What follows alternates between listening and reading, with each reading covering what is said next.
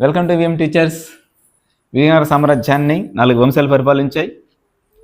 ఇవి ఎలా గుర్తుపెట్టుకోవాలో చూద్దాం. ఎందుకంటే రేపు ఎగ్జామ్ పాయింట్ ఆఫ్లో విజయనగర సామ్రాజ్యాన్ని పాలించిన మొదటి వంశం ఏది, లేదా రెండవ వంశం ఏది, మూడవ వంశం ఏది, చివరి వంశం ఏది అని అడుగుతాడు. కాబట్టి వాటిని ఆర్డర్ కంపల్సరీ మనం గుర్తుపెట్టుకోవాలి.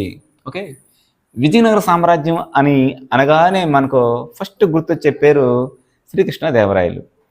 ఈ శ్రీకృష్ణదేవరాయలుకి ఒక చిన్న కుమారుడు ఉండేవాడు. ఈ కుమారుడిని, చిన్నపిల్లవాడిని విషప్రయోగం ద్వారా తమ బంధువర్గం చంపేస్తారు. అప్పటి నుండి ఈయనకి చిన్నపిల్లలు అంటే చాలా ఇష్టం. ఈయన చిన్నపిల్లలు కనిపిస్తే ఇంటికి తీసుకొచ్చి భోజనం పెట్టి పంపించేవాడు. అలా తీసుకొచ్చిన పిల్లలు సగమే చాలు అని తులవ పని చేయకుండా అరవకుండా తినేసి వెళ్ళిపోతా ఉన్నారు ఆ భోజనాన్ని.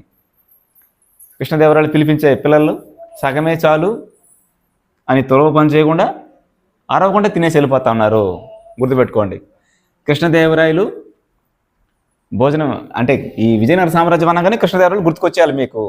ఓకే, సో పిల్లవాళ్ళు సగమే చాలు అని తులవ పని చేయకుండా అరవకుండా తిని వెళ్ళిపోతా ఉన్నారు.